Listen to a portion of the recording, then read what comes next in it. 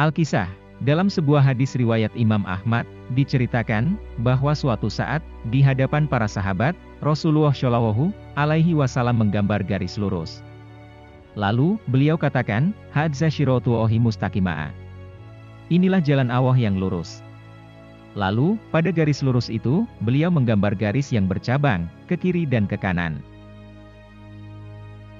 Lalu, beliau katakan, "Hadzihi subul mutafarriqah. Wa, ala kulli sabilin minha syaitonun yat'u ilaihi."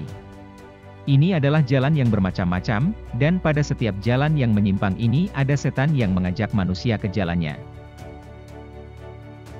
Pelajaran penting dari petunjuk Nabi tersebut adalah bahwasanya, hidup ini ibarat perjuangan untuk selalu istiqomah berada di jalan yang lurus, yakni jalan Islam.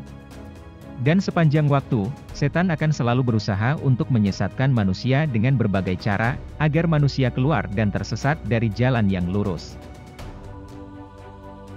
Betapa indahnya sholat kita, yang dalam setiap rakaat selalu kita panjatkan doa agar kita senantiasa istiqomah di jalan Islam, dan selamat dari jalan orang-orang yang dimurkai Allah dan jalan orang-orang yang tersesat. Doa yang terus-menerus kita lakukan, itu juga satu indikasi bahwa perjuangan melawan setan adalah satu jihad yang besar. Karena itulah, Ibnu Qayyim al-Jauziyah membagi jihad menjadi 4. Jihad melawan hawa nafsu, jihad melawan setan, jihad melawan orang kafir dan munafik, dan juga jihad melawan pelaku kezaliman dan kemunkaran. Jadi, memang, setiap aspek dan gerak kehidupan manusia tak lepas dari tantangan yang ditimbulkan oleh musuh abadi umat manusia, yaitu setan. Al-Quran telah menjelaskan, bagaimana logika dan kiat-kiat setan dalam menyesatkan manusia. Berulang kali diingatkan, bahwa setan adalah musuh manusia yang nyata. Dan setan tak pernah berhenti berusaha untuk menyesatkan manusia. Dan janganlah kamu sekali-kali dipalingkan oleh setan, sesungguhnya setan itu adalah musuh yang nyata bagimu. Quran Surat Az-Zuhruf, ayat 62. Salah satu metode setan dalam menyesatkan manusia adalah dengan cara memoles perbuatan maksiat dan jahat sehingga tampak indah dalam pandangan manusia. Inilah tekad iblis, moyangnya setan. Iblis berkata, "Ya Robbi, karena engkau telah memutuskan bahwa aku sesat, maka pasti aku akan menjadikan mereka memandang baik perbuatan maksiat di muka bumi, dan pasti aku akan menyesatkan mereka semuanya." Quran Surat Al-Hijr ayat 39. Iblis sangat berpengalaman dalam soal sesat menyesatkan manusia. Di surga, iblis berhasil membujuk Adam agar melanggar larangan Allah. Caranya, dikatakan oleh iblis, bahwa pohon yang dilarang untuk dimakan, justru merupakan pohon yang menjadikan Adam akan menjadi kekal di sorga.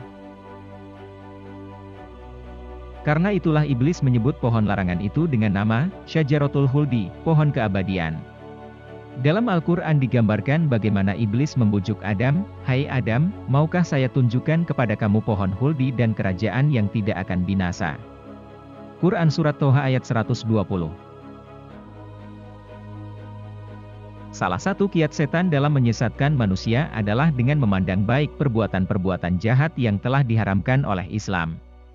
Demi Allah, sesungguhnya kami telah mengutus rasul-rasul kami kepada umat-umat sebelum kamu, tetapi setan menjadikan umat-umat itu memandang baik perbuatan mereka, yang buruk, maka setan menjadi pemimpin mereka di hari itu dan untuk mereka azab yang pedih. Quran Surat An-Nahl ayat 63. Setan pun menjadikan indah dalam pandangan mereka, apa yang mereka kerjakan. Quran Surat Al-An'am ayat 43.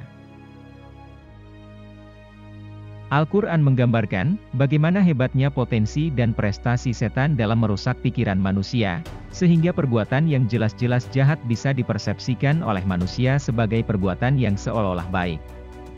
Bahkan, orang yang berpikiran benar bisa dianggap aneh dan dimusuhi oleh banyak orang. Contohnya adalah pandangan kaum musyrik yang menganggap baik tindakan mereka dalam membunuh anak-anak mereka sendiri. Quran Surat Al-An'am ayat 137. Membunuh anak-anak adalah suatu bentuk kejahatan, tetapi dengan logika setan, tindakan buruk itu bisa dipoles sehingga dianggap baik manusia. Silakan kita cari kasus-kasus semacam ini di zaman modern saat ini. Zina, baik homoseksual maupun heteroseksual, adalah perbuatan yang jelas-jelas jahat. Bahkan, mendekati zina saja dilarang. Pelakunya pun diancam hukuman berat dalam Al-Quran. Tetapi, anehnya, kini begitu banyak kampanye yang mengajak mendekati zina dan kontes pamer aurat, justru mendapatkan pujian dan penghargaan dari banyak orang. Karena itulah, patut digarisbawahi, bahwa logika dan pola kerja setan memang bertentangan dengan logika dan pola kerja orang mukmin. Jika sifat orang mukmin selalu melaksanakan amar makruf nahi munkar, maka setan justru sebaliknya. Kerja mereka yang utama adalah memerintahkan kepada yang munkar dan membenci kebaikan, al-makruf. Disebutkan dalam Al-Quran, barang siapa yang mengikuti langkah-langkah setan, maka sesungguhnya setan itu menyuruh mengerjakan perbuatan keji dan munkar. Quran Surat An-Nur ayat 21. Al-Quran Surat Al-An'am ayat 112 mengingatkan, bahwa sesungguhnya musuh para nabi adalah setan dari jenis manusia dan setan dari jenis jin. Pekerjaan mereka adalah menyebarkan kata-kata indah, zuhrufal qauli, dengan tujuan untuk menipu manusia. Malik bin Dinar, seorang ulama terkenal, meninggal 130 Hijriah atau 748 Masehi, pernah berkata, sesungguhnya setan dari golongan manusia lebih berat bagiku daripada setan dari golongan jin. Sebab, setan dari golongan jin, jika aku telah membaca ta'awudz, maka dia langsung menyingkir dariku. Sedangkan setan dari golongan manusia dapat mendatangiku untuk menyeretku melakukan berbagai kemaksiatan secara terang-terangan. Dikutip dari Imam Al-Qurtubi, Juli 68 oleh Dr. Abdul Aziz bin Shalih Al-Ubaid, Menangkal Teror Setan, Jakarta, Gria Ilmu, 2004, halaman 88.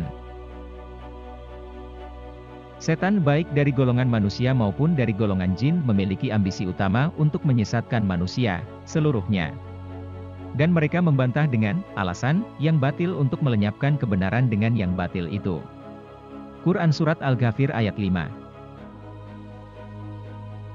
Jadi mudah sekali mengenali logika setan. Yakni, siapa saja yang menjadi pendukung kebatilan dan kemunkaran, pasti ia telah menggunakan logika setan.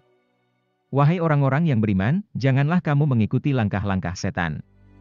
Barang siapa yang mengikuti langkah-langkah setan, maka sesungguhnya setan itu menyuruh mengerjakan perbuatan yang keji dan munkar. Quran Surat An-Nur ayat 21, lihat juga Quran Surat Al-Baqarah ayat 168-169. Bahkan, kita diingatkan oleh Allah Subhanahu wa Ta'ala dalam surat Yasin, bukankah aku telah memerintahkan kepadamu hai Bani Adam supaya kamu tidak menyembah setan? Sesungguhnya setan itu musuh yang nyata bagi kamu dan hendaklah kamu menyembahku. Inilah jalan yang lurus. Quran Surat Yasin ayat 60-61. Mengingat begitu berat dan sulitnya menghadapi tipu daya setan, di samping mengajarkan seluk-beluk tipu daya setan dan cara mengatasinya, Rasulullah juga mengajarkan sejumlah doa, di antaranya, A'udzu billahi as-sami'il alimi min syaitoni ar-rajim. Aku berlindung kepada Allah yang Maha Mendengar dan Maha Mengetahui dari setan yang terkutuk. Semoga di tahun 2022 ini, kita diberikan kekuatan oleh Allah Subhanahu wa Ta'ala untuk senantiasa istiqomah di jalan yang lurus, dan terselamatkan dari tipu daya setan. Amin.